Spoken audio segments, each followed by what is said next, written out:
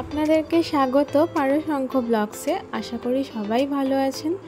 আজকের new recipe হলো এই লুচি দিয়ে সাদা আলুর তরকারি। খেতে আমরা সবাই ভালোবাসি। আলুগুলোকে ডুমো ডুমো করে এভাবে কেটে নিয়েছি।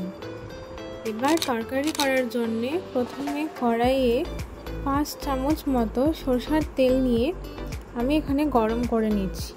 তার সাথে দিয়ে দিচ্ছি কালো জিরা,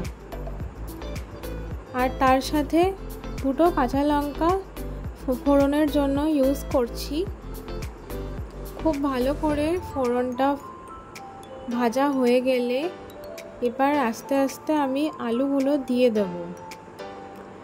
এই সাদা আলুর তরকারি লুচি দিয়ে সকালবেলা কার কার খেতে ভালো লাগে জলখাবারে অবশ্যই জানাবে কমেন্টে। ফোড়নটা ভাজা হয়ে গেছে, আমি আলুগুলো এখানে ছেড়ে দিচ্ছি। সাথে দিয়ে দিলাম পরিমাণ মতো নুন। এবার ভালো করে নেড়ে চেড়ে নেব নুন আর তেলের সাথে, আর এটাকে ঢাকা দিয়ে আমি রান্না করতে থাকবো।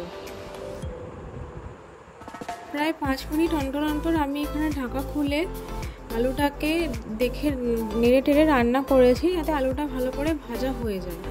দেখতে পাচ্ছ আলুটা বেশ ভাজা হয়ে এসছে। এবার আমি পরিমাণ মতো জল নিয়ে নিলাম। যে যেমন ঝোল খাবে সে সেরকম জল দেবে। সাথে দিয়ে দিলাম খুব সামান্য পরিমাণে হলুদ গুঁড়ো, ব্যাস।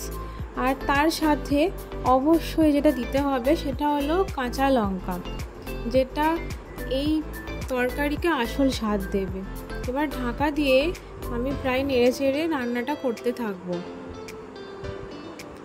ঢাকা খুলে রান্না আমার প্রায় হয়ে এসছে। আলুগুলো সিদ্ধ হয়ে এসছে তাড়াতাড়ি, যেহেতু আমি আলু ভেজে দিয়েছিলাম।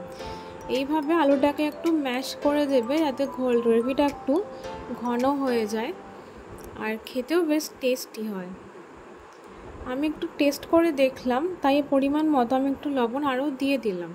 ব্যাস, এবার যে যেরকম কনসিস্টেন্সি রাখবে সে সেইভাবে নাড়াচাড়া করে নামিয়ে নেবে। আমার এই সাদা আলুর তরকারি কিন্তু একদম তৈরি। সকালের জলখাবারে ফুলকো ফুলকো লুচি দিয়ে জাস্ট জমে যাবে। আর এই লুচির রেসিপি যেতে চাইলে অবশ্যই কমেন্ট করবে, সাবস্ক্রাইব করতে ভুলো না। Thank you so much.